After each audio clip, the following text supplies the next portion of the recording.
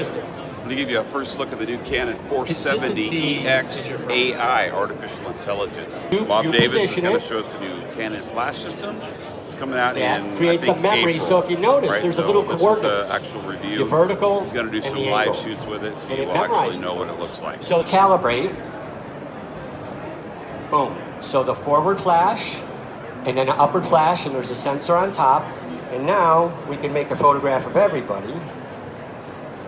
And it's going to give nice illumination in this space, right? Very nice. That beats, get trippy. Now I have to turn off auto bounce. It beats direct flash any day of the week.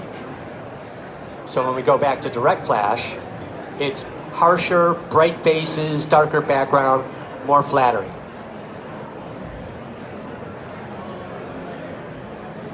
So while the flash is auto-intelligent, you're not locked into that. You have the capability of setting it to the parameters that you want. So, for example, we could go back to, I want to do a strong bounce off the wall, right? I want to decide now. So, okay, I'm going to turn the flash head to, what's the middle calibration? Semi-automatic. Semi-automatic, there we go. Instead of fully, I'm going to turn the flash straight to the side, and there's a button here which used to be the lock for this angle of the Speedlite head. So I'm going to tell it what to do. Slightly back, boom, I lock it in. So it memorizes those coordinates. So now I'm going to come in, my focus mark, get it right on her eyes, take the image, good. Looking for it on the back of my camera. Nice. See the shadow on her nose?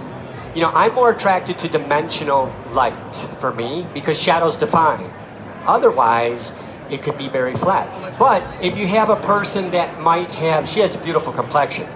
If you have a person that might not have such a perfect complexion, then I would fully listen to auto bounce because it's going to give me more flattering light, less shadows. So the same angle, come here, calibrate it, boom. So the light quality is going to be improved because we took the shadows away, right? So that's very helpful, but it still gives you options, all right? So I'm going to do it again, semi-auto bounce. I'm going to turn it this way, right up into that corner. I like that. Now we're going to, what? I didn't push the lock, sorry. Lock it in. And I'm going to do,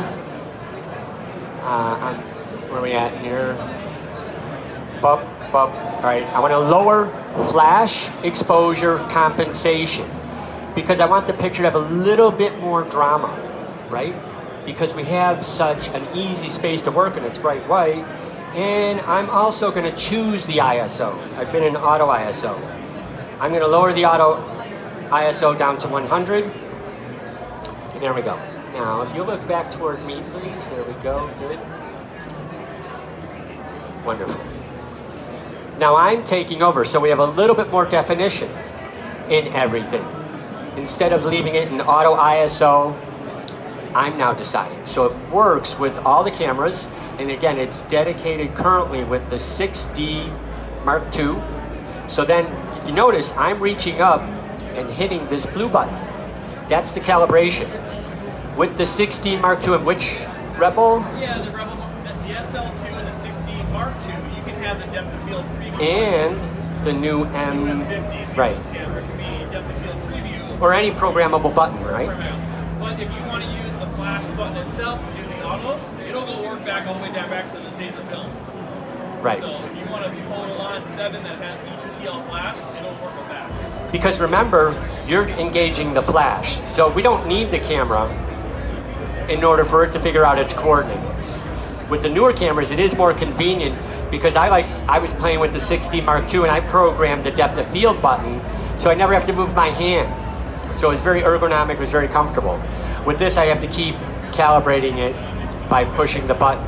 So I'm looking forward to a firmware update because my second shooter is a 5D Mark IV, right? And I want to see that in there. There you go, nice. All right, look at that, gorgeous light. Consistency, that's what it's about. You know, look, I've been photographing for over 30 years. I know what I want from the light. A lot of young people that are just starting out it's either direct flash or straight up, and I don't get consistency when I'm editing, so I have less usable images to contribute to my shoot. This is greatly going to increase the amount of usable images I get from any particular shoot with my second shooter. So imagine if we're photographing a portrait of a bride getting ready. I'm just referencing back to wedding photography. This is a great solution, you know, because you don't have a lot of room to put a lot of off-camera lighting because it's usually crowded. There's makeup, there's chairs, there's 14 other girls. So you could come into the scene and say, oh, I could have a small footprint. And then I could let the light do its thing. So again, I'm gonna go auto bounce, calibrate it, boom, boom. There we go. And it's gonna work great. Again, keep in mind, as long as my ceiling height doesn't change, I don't have to calibrate again. It just changed, all right? And then I'm gonna come over here. I don't have to calibrate. I could be in the zone, so to speak, looking at the moments, looking at my subject. Move my focus mark. I unlock. Good. The flash keeps moving to give me consistency. And that's something that I always strive for. And we can even go, I know I've been photographing more of a portrait mode, but it's already calibrated. We could do a wide shot as well, because it's already done the calculation, right? Now remember, I lowered flash exposure compensation, so it looks a little dark now. So I have to go back and bring my flash exposure. Oh, wait.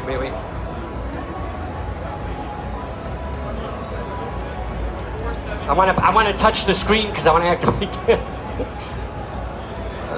You mentioned that it would be a firmware upgrade for some of the other models. Is that what the Canon guy said? Hopefully. I'm sure it will. This is so new, it just came out, but it only makes sense because those cameras are already out in the field, and those photographers are going to want to use flash. So it only makes sense to do it some type of a firmware update, right? So we'll go back to that wide shot again. All right. So you always got to remember to check your settings where they're at, right? And its consistency in the exposure, in the angle of the light is so important to me. Consistency, because I don't want to spend a lot of time on the back end editing. You know? I'm sorry? Oh, sure. He was asking if there will be a firmware update for newer cameras like the 5D Mark IV, possibly. I would say, I would encourage the 5D Mark IIIs too, because there's so many of them out there, right? But that's a simple fix. No, it's not going to... The 5D Mark III? No? It'd still be the button? The only difference is you're pushing a programmable button versus this. The technology is all in here. So there's two computers, little CPUs, within the flash to do the proper. Changing the button. Well, I mean, it's not that bad to reach up and hit the calibration, boom, boom. And again, you only have to do it one time in the space you are. So that's not going to change anywhere in this vicinity. Follow me?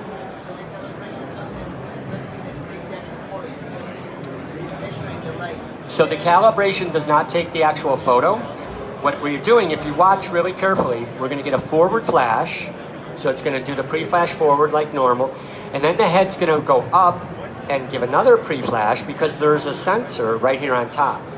And then the CPU inside is going to work to figure out which is the optimal angle of light to give you, right? So you could even do it vertically. Okay, I'm going to calibrate it vertically. So again, forward flash, upward flash. It's determined this is the spot, right? So there we go. Boom. Nice, beautiful light. Consistency. Well, he's right there, right? There we go. So I can change. Now, see, the flash didn't change because I didn't change. But if you change your angle, consistent. Oh, I shot faster than the recycle. There we go. Now, consistency, right?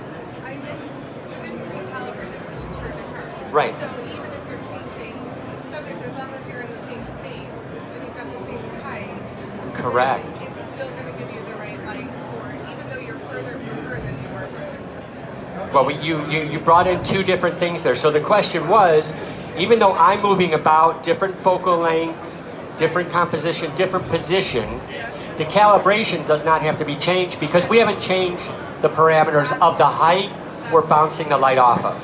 Now, if I step into another room and it's a 12-foot ceiling, you'd want to recalibrate.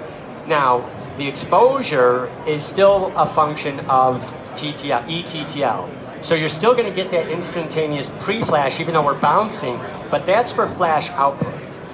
So it's two different things. Cool, yeah, very cool. Questions, thoughts? Yeah. What's up, John? How you doing? Good deal. Very cool. So this flash is out now.